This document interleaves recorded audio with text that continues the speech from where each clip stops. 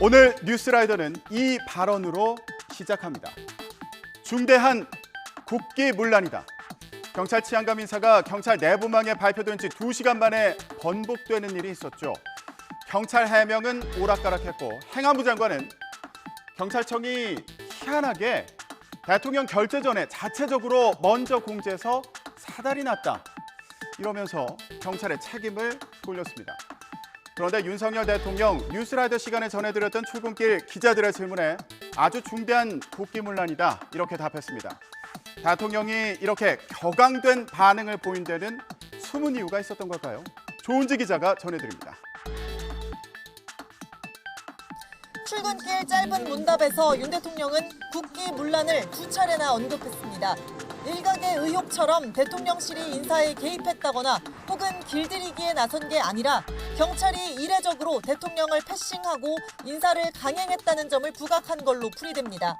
번복된 적도 없고 그리고 저는 행안부에서 나름대로 검토를 해가지고 그 올라온 대로 제가를 했습니다. 공교롭게도 경찰 통제 논란이 있는 권고안이 발표된 날 인사 번복 사태가 벌어져 대통령실은 단순 행정착오라기보다는 경찰의 조직적 반발로 인식하는 기류가 뚜렷합니다. 경찰에서는 경찰국 추진에 그리고 이번 인사 논란까지 반발이 고조되고 있습니다. 하지만 윤석열 정부는 검수완박으로 커진 경찰 권한을 통제해야 한다는 생각을 가진 거로 보여서 앞으로도 논쟁이 이어질 것으로 보입니다. 자, 그런데 어제 윤석열 대통령 이런 말도 했습니다. 우리 법무장관이 잘했을 거다. 검찰총장이 공석인 가운데 법무부에서 검찰 인사를 단행한 걸 두고 식물총장 패싱 우려가 나온다는 질문에 이렇게 답한 건데요. 검찰총장이 식물이 될 수 있겠냐? 이런 말도 했습니다. 손유정 기자가 전해드립니다. 한동훈 법무부 장관 취임 직후 단행했던 원포인트성 인사로 범위를 넓히면 이른바 검찰 빅4는 모두 윤석열 사단으로 채워졌습니다. 공석인 검찰총장을 대신해 검찰 조직을 이끄는 이원석 대검찰청 차장검사도 윤석열 대통령이 검찰총장 시절 대검 기획조정부장을 맡은 대표적인 윤라인입니다. 문제는 김호수 전 총장이 물러난 뒤 2달 가까이 새 총장 인선을 위한 후보 추천위원회 구성조차 마무리되지 않은 상태란 겁니다. 검찰총장의 참모인 대검 주요 보직까지 총장 없이 새로 채워지며 총장 패싱 논란이 불거지자 윤 대통령은 이렇게 반박했습니다. 검찰총장이 식물이 될 수 있겠습니까? 인사 권한을 대폭 부여를 했기 때문에 아마 우리 법무장관이 이런 능력이라든지 이런 것들을 감안해서 대통령실 관계자 역시 검찰청법에 따라 검찰총장이 없을 때는 직무대행 의견과 논의하면 된다며 법적으로 문제가 없다고 부연했고 직무 대리를 맡고 있는 이원석 대검차장도 거들었습니다. 법무부와 여러 의견을 놓고 인사안에 대해서 충분하게 협의를 했고 서로 간의 존중과 인정의 토대 위에서 여러 차례 소통 노력을 했습니다.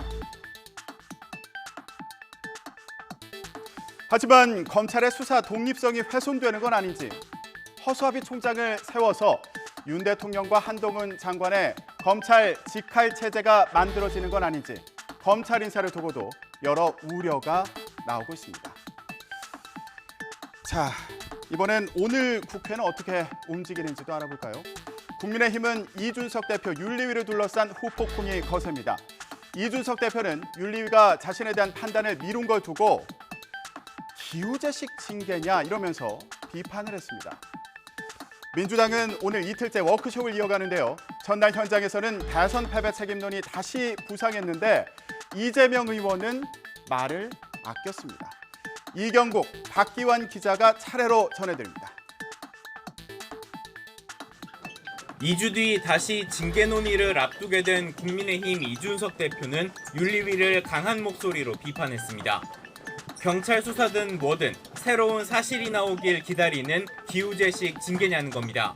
다음 이제 당 개혁 준비하고 이렇게 한다고 했는데 벌써 한 달 가까이 동력 갉아먹고 윤리가 그런 정치적 상황을 고려해서 하는 건 아니겠지만은 굉장히 정치적으로는 아쉬운 시기들이 흘러가고 있는. 이준석 대표 측근들을 중심으로는 윤리위가 당을 해치고 있다. 정치적 쿠데타를 벌이고 있다는 등의 격앙된 반응이 쏟아졌습니다. 국민과 당원이 뽑은 당 대표를 9명의 윤리위원이 결과적으로 탄핵시키는 정치적 불순한 의도를 갖고 있는 쿠데타다 이렇게 생각하고 있습니다. 반면 지도부 일부에서는 이준석 대표를 겨냥한 듯한 원칙론 발언도 나왔습니다. 팬덤 정치와 내로남불, 각종 성범죄에 대한 무분별한 용인이 더불어민주당의 패착이라는 전문가들의 진단 역시 타산지석으로 삼아야겠습니다. 송영길 전 대표와 이재명 의원을 후보로 낸 것이 선거 패배 요인이다. 대선에서 이재명이 왜 대통령이 돼야 하는지 비전이 부족했다는 비판의 목소리가 쏟아졌습니다. 이재명 후보가 왜 대통령이 되어야 되는 거에 대한 비전과 가치를 제시하는 데 있어서 국민들한테 부족함이 있지 않았나. 후보를 내는 과정에서의 적절성에 대한 문제, 이런 부분에 대한 평가도 이루어져야 된다라는 의견도 있었고요. 또 문자 테러를 비롯한 강성 팬덤을 겨냥해 태극기 부대를 등에 업은 황교안 전 대표 실패 사례를 참고해야 한다는 주장도 나왔습니다. 의원단과 첫 공식 상견례를 가진 이재명 의원은 초선으로 열심히 하겠다는 다짐을 밝히고 당권 도전 문제 등 민감한 현안은 대응을 자제한 것으로 전해졌습니다. 의견을 계속 듣고 있습니다. 제가 아직 어떤 결정을 할 수 있는 상황이 아니기 때문에 우리 의원님들을 포함해서 또 당원들, 우리 국민 여러분들의 의견을 낮은 자세로 열심히 듣고 있는 중입니다. 윤석열 대통령은 장관 후보자들에 대한 인사청문 경과 보고서 송부를 국회에 다시 요청했습니다. 기한은 오는 29일, 이제 6일 남았습니다.